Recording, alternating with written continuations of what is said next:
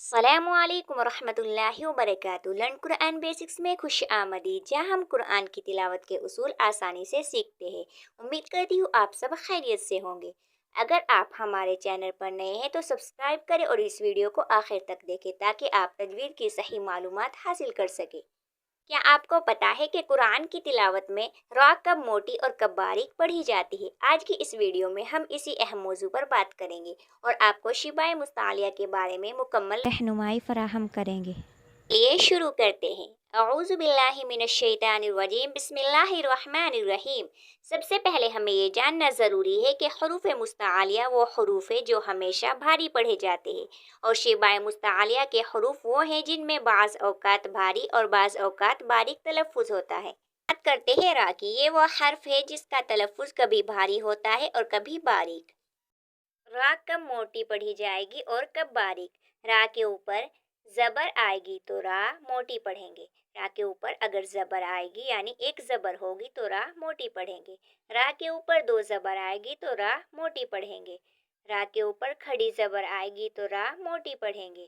را کے اوپر پیش یا الٹا پیش ہو تو را موٹی پڑھیں گے، یعنی را کے اوپر ایک زبر ہو یا دو زبر ہو یا کھڑی زبر ہو، پیش ہو یا الٹا پیش ہو تو را موٹی پڑھی جائے گی۔ را کے اوپر دو پیش ہو تو را موٹی پڑھیں گے۔ را پر زیر آ جائے تو را باریک ہوگی۔ را کے نیچے اگر زیر آ جائے تو را باریک ہوگی۔ اسے پتہ چلتا ہے کہ را کے اوپر کوئی حرکت ہو تو را موٹی پڑھیں گے، اور اگر را کے نیچے کوئی حرکت ہو تو را باریک پڑھیں گے۔ را کے اوپر زبر، کھڑی زبر، دو زبر، کوئی بھی حرکت ہو را موٹی پڑھیں گے، اور را کے نیچے زیر ہو تو را باریک پڑھیں گے۔ مثال نمبر 1 دیکھتے ہیں۔ یہاں پر لکھا ہوا ہے ثنا، جو نماز کے اندر ہم تلاوت کرتے ہیں، آپ سب کو یاد ہوگا، سبحانک اللہم وبحمدک وتبارک اسمک۔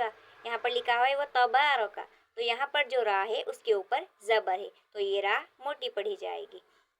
وتبارک، وتبارک را کے اوپر زبر آئے اور را کے اوپر کوئی بھی حرکت ہو، زبر یا دو زبر، کھڑی زبر، پیش یا الٹا پیش، تو را موٹی پڑھیں گے۔ تو یہاں پر بھی وتبارک را موٹی پڑھی جائے گی کیونکہ را کے اوپر حرکت ہے یعنی زبر ہے۔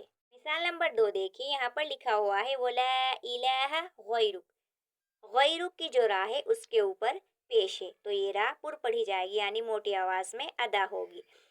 غیرک را کے اوپر پیش ہے، اور ابھی ہم نے پڑھا را کے اوپر اگر کوئی بھی حرکت ہو، زبر ہو، دو زبر ہو یا کھڑی زبر ہو یا پیش ہو تو را پر پڑھی جائے گی یعنی موٹی آواز میں ادا ہوگی۔ تو یہاں پر بھی جو را ہے وہ پر پڑھی جائے گی کیونکہ را کے اوپر حرکت ہے یعنی پیش ہے۔ مثال نمبر 3 دیکھیے، یہاں پر لکھا ہوا ہے کلمہ طیبہ لا الہ الا اللہ محمد رسول اللہ۔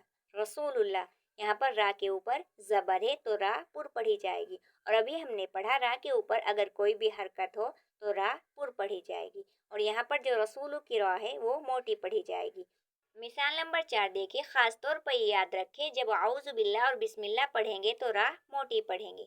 اعوذ باللہ من الشیطان الرجیم، تو یہاں پر جو را ہے، رجیم کی جو را ہے اس کے اوپر زبر ہے، اور ابھی ہم نے پڑھا اگر را کے اوپر کوئی بھی حرکت ہو، زبر، دو زبر یا کھڑی زبر یا پیش، الٹا پیش، تو را پر پڑھیں گے یعنی موٹی آواز میں ادا کریں گے۔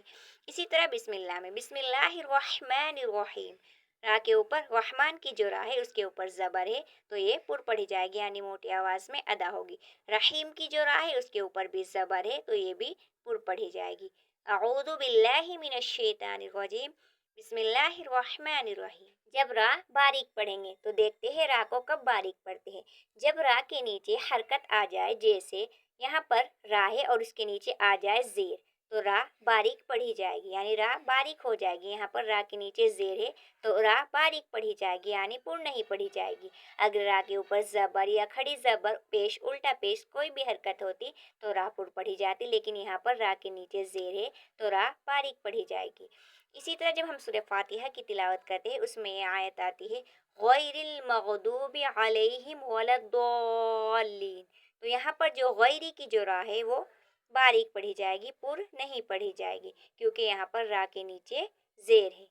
غیری، غیری، غیری کی را باریک پڑھیں گے، غیری۔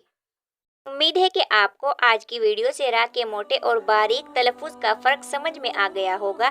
ये बहुत अहम है कि हम तजवीद के उसूलों को सही तरीके से समझें ताकि कुरान की तिलावत दुरुस्त तरीके से कर सकें।